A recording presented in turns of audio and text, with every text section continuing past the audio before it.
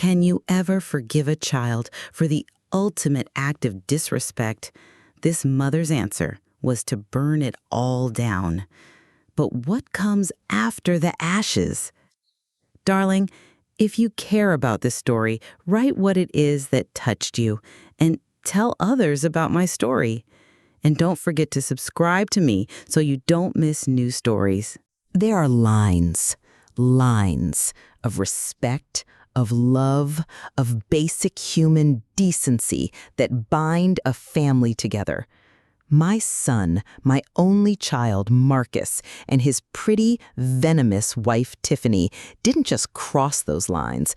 They doused them in gasoline, set them on fire, and danced on the ashes, expecting me to applaud their performance. He spat in my face, his final, visceral defense of her infidelity. That single, ugly act was the moment I stopped being a mother and became an architect, the architect of their ruin. You may call me cruel by the end of this story. You may call me vengeful, a monster even. But when I tell you what she was doing behind my son's back and how he chose her lies over my truth, how he chose her over the woman who gave him life, you might just understand. You might even agree that they got exactly what they deserved. This isn't a plea for sympathy. This is my confession of how and why I destroyed their lives. My name is Eleanor, and I am 61 years old. Until 6 months ago, I believed my son was my greatest achievement. After his father passed, Marcus was my world. I worked 2 jobs to make sure he had everything he needed, to put him through a good college. He grew into a good man, I thought, a successful financial advisor, kind, maybe a little too soft, a little too eager to see the good in people. It was that softness that made him a perfect target for a predator like Tiffany. She came into his life like a whirlwind of expensive perfume and calculated smiles. She was a brand consultant for luxury hotels, she said, a job that seemed to involve more luxurious lunches than actual work. She was beautiful, I couldn't deny that, but there was a hardness in her eyes, a constant, flickering calculation that always put me on edge. She was polite to me, but it was the strained, condescending politeness one reserves for a piece of old, unwanted furniture. She saw me not as Marcus's mother, but as an obstacle to her complete ownership of him. She subtly isolated him, criticized his friends, made him feel that his quiet, comfortable life was somehow lacking. She filled his head with dreams of a grander lifestyle, one that was always seemed to be just one smart investment away. I held my tongue, for Marcus's sake. He seemed happy, blinded by what he thought was love. Who was I to interfere? A lonely old mother, as Tiffany would surely paint me? So I watched in silence as she spent his money, redecorated his house to erase any trace of me or his father, and slowly, surely tightened her grip. The truth came to me by accident. I was at the local country club, a place I rarely go, for a charity luncheon with some ladies from my church. As I was leaving, I saw them. Tiffany and another man, a handsome, silver-haired man I recognized as one of Marcus's wealthiest clients, a man named Mr. Davenport. They weren't talking business. They were in a secluded corner of the terrace, his hand on her back, her head tilted towards his, their laughter low and intimate. Then I saw him lean in and kiss her. A long, lingering kiss that was anything but friendly. I felt the blood drain from my face. It was a brazen, public betrayal. My son was at work, trying to make the very money this woman was using to fund her trysts. I drove home in a daze, my heart a cold, heavy stone in my chest. What do you do? The question screamed in my head. Do you tell him and risk him not believing you? Risk him hating you for shattering his perfect illusion?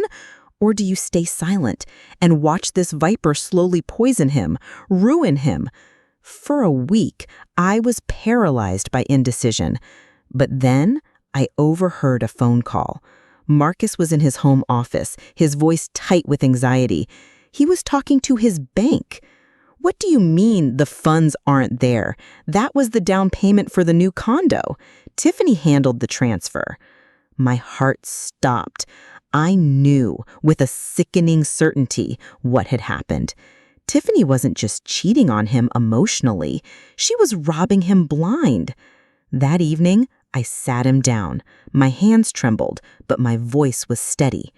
"Marcus, baby," I said gently, "we need to talk about Tiffany." I told him what I seen at the country club. I told him about the kiss with Mr. Davenport.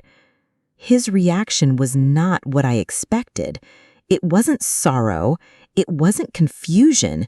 It was pure, unadulterated rage, directed at me. "You're lying," he hissed, his face turning dark. "You've always hated her. You've always been jealous. You're making this up to ruin my marriage." "Marcus, no, I saw them," I pleaded. "I'm trying to protect you. I think she's stealing from you too." I told him about the phone call I had overheard.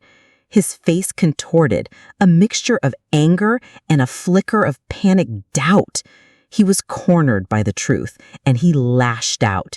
"You've been spying on me," he shouted, "listening to my private calls. You are a bitter, lonely old woman, and you can't stand to see me happy." His words were like slaps to the face, but I stood my ground. "She is using you, Marcus. Open your eyes." And that's when he did it.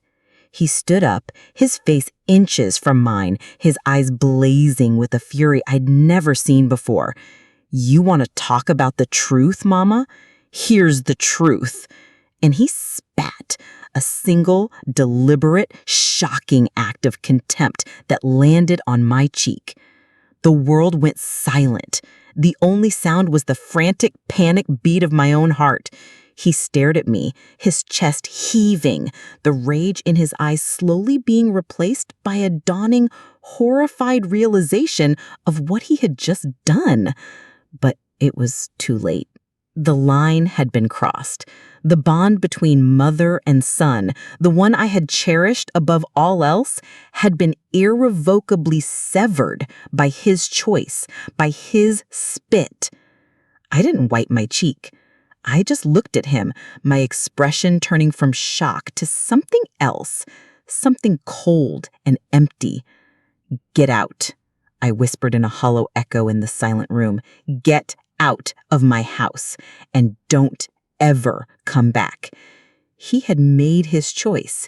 He had chosen her. And in that moment, I made mine. I would no longer try to save him. I would simply destroy them both. There is a terrifying clarity that comes after your world has been burned to the ground. The smoke clears, the embers cool, and you are left standing in the ruins, seeing everything with a stark, unforgiving precision.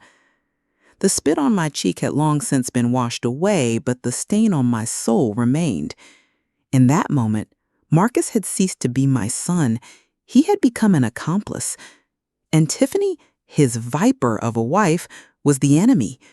My grief for the family I thought I had was over. Now, it was time to plan the war.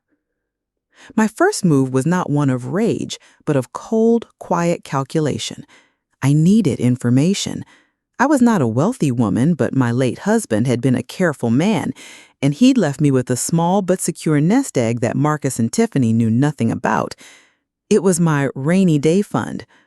Well, honey, a hurricane had just made landfall in my living room, and it was time to break the glass. I didn't hire a flashy private investigator. That would be too noisy, too traceable.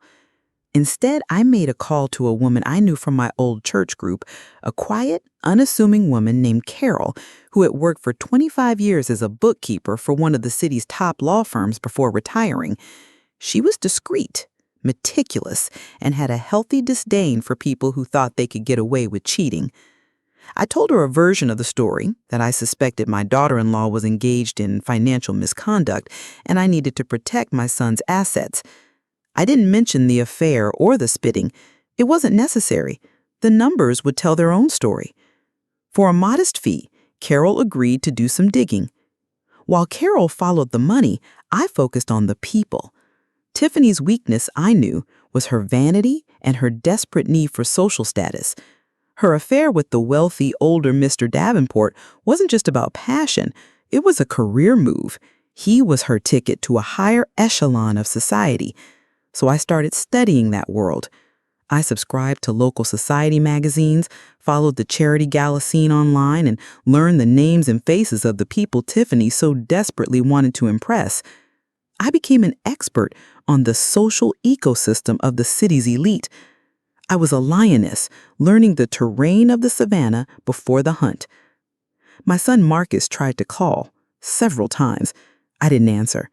His betrayal was too raw, too absolute. He had made his choice when he defended his cheating wife over his own mother. He could live with it. The silence, I knew, would be a far greater punishment for him than any angry words from me. It would force him to sit with the ugliness of what he had done. Carol called me back 2 weeks later, her voice tight with a quiet fury that mirrored my own. "Vivian, it's worse than you think." She had uncovered the web. Tiffany, using her access to Marcus's business accounts, hadn't just been spending his money on lavish gifts. She had been systematically siphoning it into a shell corporation under her maiden name. And the condo down payment Marcus had been so worried about? The money had been transferred not to an escrow account, but directly to a brokerage firm where it was used to buy stocks in a company that, after a little more digging by Carol, turned out to be secretly owned by Mr. Davenport. It wasn't just an affair. It was a conspiracy. They were using my son's money, his hard work, to fund their own joint investments, bleeding his company dry while planning their future together. They weren't just betraying him, they were systematically destroying him, and they thought he was too blinded by love to ever notice. That was the evidence I needed. The proof of a deliberate, long-term plan of financial fraud. But how to use it? Exposing the affair would humiliate Tiffany, yes, but it would also devastate my son publicly. Ruining Marcus's business to get at her felt like burning down my own house to kill a snake in the basement. No, my revenge had to be surgical. It had to destroy her while saving him, whether he deserved it or not. And that's when I turned my attention to the other player in this sordid game, Mr. Davenport. A man of his stature, a respected pillar of the community, would have a lot to lose if it came out that he was involved in a conspiracy to defraud his own mentee, all while sleeping with his young man's wife. He was the weak link. His reputation was his currency, and I was about to cause a market crash. I didn't need to confront him directly. I just needed to make him aware that someone else knew. Carol, through her old legal contacts, got me a name. Mrs. Eleanor Davenport, the wife, a woman known for her philanthropic work, her social grace, and, according to the society pages, her zero-tolerance policy for scandal. My plan formed, cold and clear. I wouldn't expose Tiffany to the world. Not yet. I would expose her to the one person who could destroy her far more effectively than I ever could, her lover's wife. I drafted a letter. Anonymous, of course. It was simple, direct. It contained a few key undeniable pieces of evidence: a copy of a bank transfer from Marcus's account to Tiffany Shell Corporation and a corresponding stock purchase confirmation in Mr. Davenport's company dated the same day. There was no mention of the affair, no emotional plea, just the cold, hard numbers. I ended it with a simple, chilling question. Does your husband always use his mistress to manage his secret investments? You might want to ask him. I mailed it to the Davenport's private residence, and then, once again, I waited for the ripple effect. The war had been declared, the first shot had been fired, and it wasn't aimed at the soldier, it was aimed directly at the general. The letter was a bomb with a silent timer, and I had just dropped it into the heart of their glittering, complacent world. I didn't have to wait long for the explosion. It wasn't a public detonation, not at first. People like the Davenports don't air their dirty laundry on the evening news. They handle things quietly, but with a ruthlessness that could be far more devastating. My source, Carol, with her ear to the ground in the city's legal and financial circles, gave me the first report a week later. The whispers were electric. Eleanor Davenport, a woman known for her icy composure and philanthropic power, had apparently frozen all of her husband's personal and joint assets, pending a comprehensive marital audit. She had hired the most notoriously aggressive divorce attorney in the state. Mr. Davenport, the respected pillar of the community, was suddenly fighting for his own financial survival, his reputation hanging by a thread. He was too busy dealing with his own formidable wife to have any time for his mistress. And Tiffany, Tiffany. The consequences for her were swift and brutal. Cut off from Davenport's money, her primary source of income and status vanished overnight. The investments she had made with my son's money, tied up in companies secretly owned by Davenport, were suddenly liquidated or reclaimed by him as part of his own legal battle. The shell corporation she had so cleverly created was now an empty husk. She was exposed, cut adrift, and I suspect terrified. That's when she came crawling back to Marcus. He called me one evening, his voice a strange mixture of shaken and, for the first time in a long while, strangely firm. "Mama," he said, "she's here, Tiffany. She showed up at my apartment, crying, saying she made a terrible mistake." My heart seized for a moment. This was the test. Had my son truly healed, or was he still susceptible to her poison? "What does she want, Marcus?" I asked, my voice carefully neutral. "What do you think she said?" he said with a note of bitter humor in his voice. "She wanted to work things out. She said Davenport was a monster who had used her, that she'd always loved me, that she'd realized her family, us, was the most important thing. She spun a whole tale." "And what did you say, son?" I asked, holding my breath. There was a pause. "I told her I knew about the Shell Corporation, Mama. I told her I knew about the transfers. I told her I knew her affair with Davenport wasn't a romance. It was a business partnership designed to defraud me."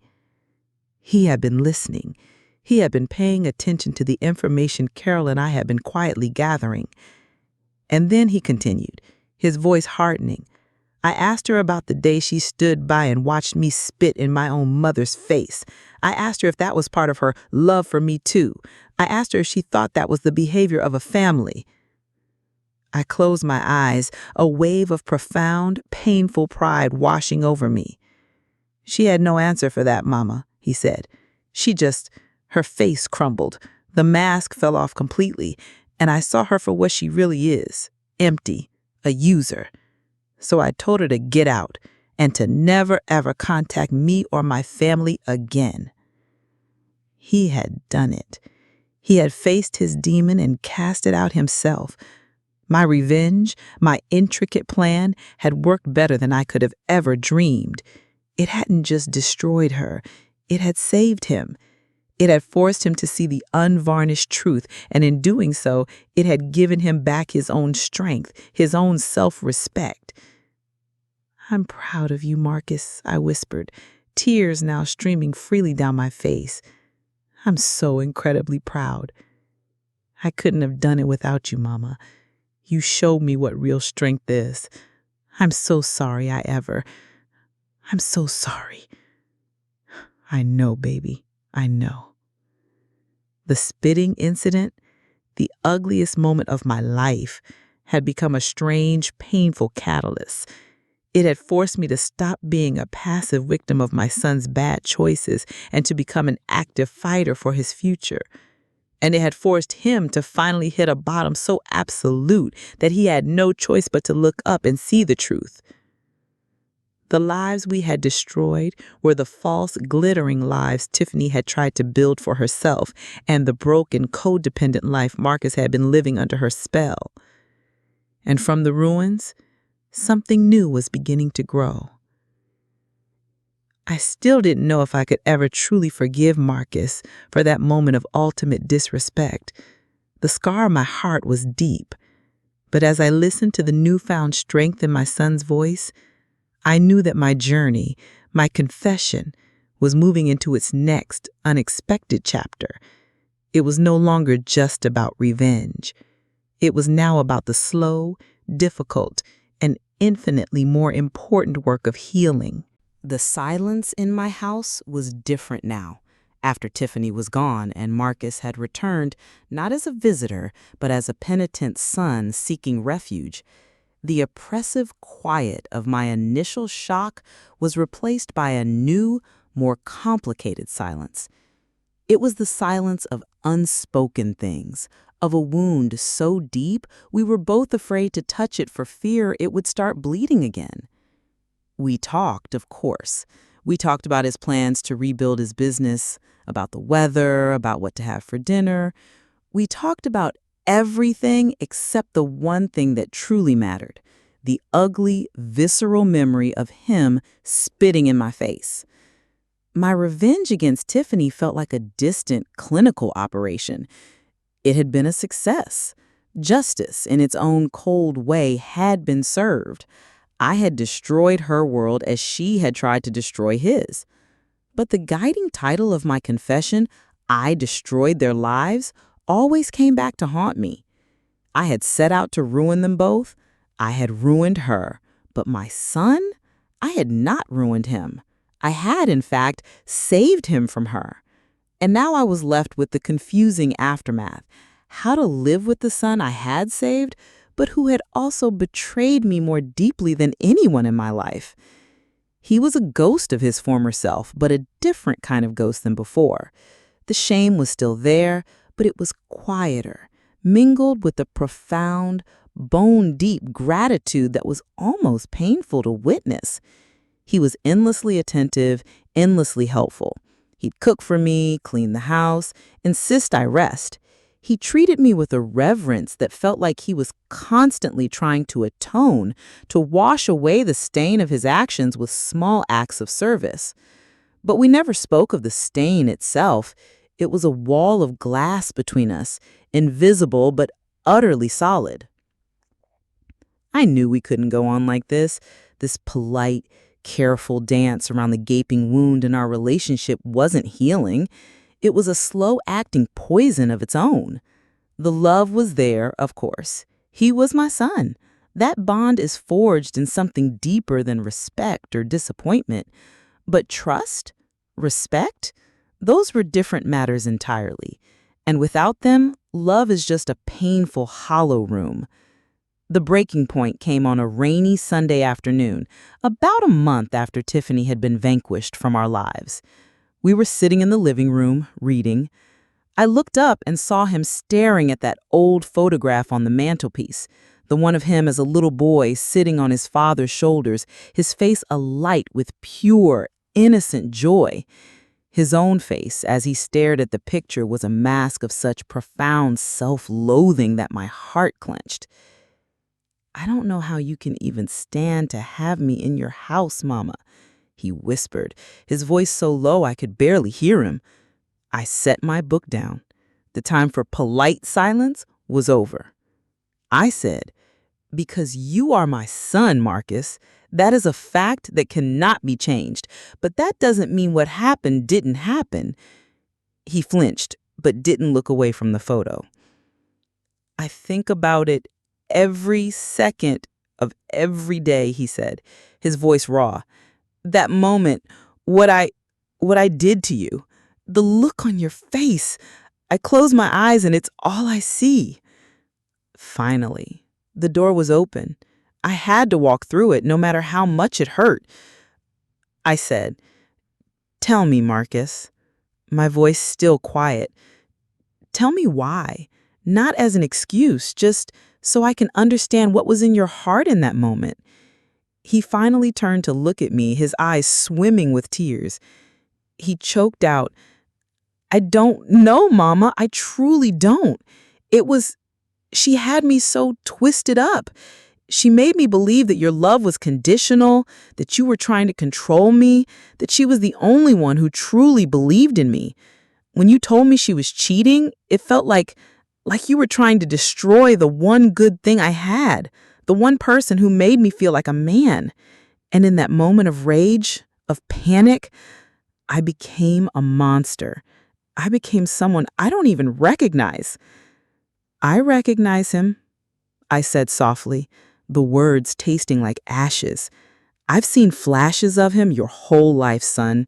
The temper, the selfishness when you don't get your way. Tiffany didn't create that monster. She just fed it, nurtured it, and aimed it at me." The truth hung there between us, stark and ugly. He didn't deny it. He just bowed his head, his shoulders shaking with silent sobs. "So what do we do, Mama?" he said after a long silence. How can I ever fix this?" I took a deep breath. This was the moment my confession, my story had been building towards, the answer to, "What do you do?" I said, "You can't unspit in my face, Marcus. That moment will always be there. That line was crossed. And a part of my heart, the part that held that simple, unconditional trust for you, is gone forever. And we both have to live with that." I saw him flinch, the finality of my words hitting him like a physical blow. "But," I continued, my voice softening just a fraction, "we can decide what we build in its place. Forgiveness, I don't know if I have that in me. Not today, not for that. But love, the love is still there. It's a mother's curse, I suppose." I stood up and walked over to him, standing before my broken, weeping son. "You want to fix this? You want to earn back my respect? Then you stop being the man Tiffany wanted you to be, the man who lashes out when he's cornered. You become the man your father would have wanted you to be, a man of integrity, a man who respects women, especially his mother. A man who owns his mistakes and spends the rest of his life making amends, not with apologies, but with actions. You live a good, honest life. You find a way to be happy, a real, healthy happiness.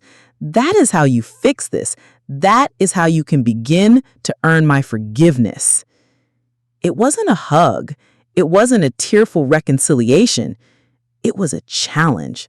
A new set of terms for our relationship built not on the blind faith of the past, but on the hard-won, painful clarity of the present.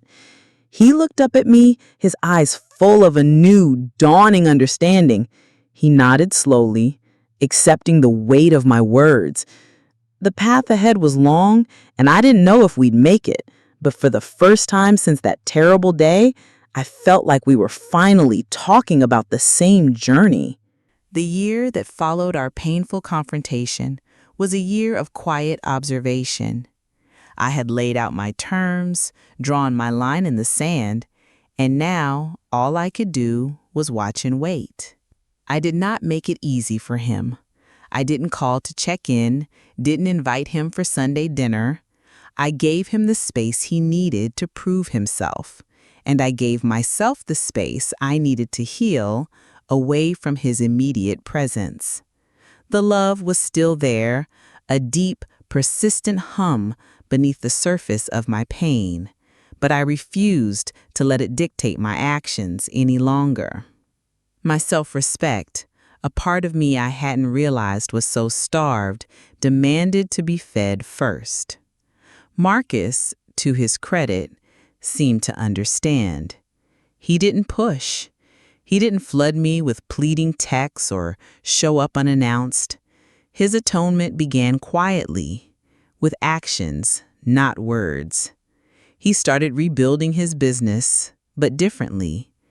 I'd hear from mutual acquaintances that he was working with a quiet, humble integrity he'd never shown before, turning down flashy, high-risk projects for smaller, more solid work. He was paying off the debts Tiffany had left him in, slowly, methodically. He sold his fancy car. He moved into a smaller, more modest apartment. He was dismantling the life she had built for him and trying to find his own. He sent me letters, not emails or texts, but handwritten letters once a month. They weren't full of dramatic apologies or self-pity. They were quiet updates on his life, his work, his therapy sessions, which he had started on his own accord. He wrote about the things he was learning about himself, about his need for validation, his fear of failure, the anger he had inherited from a long line of proud, difficult men. He never once asked me for my forgiveness.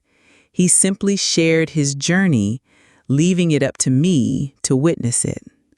I read every letter, my heart a mixture of a mother's pride and a woman's cautious skepticism. I never wrote back. Not yet. My own healing was a slow, solitary process. I reclaimed my house. I scrubbed every room, washed every curtain, as if to physically cleanse the memory of Tiffany's presence and Marcus's betrayal.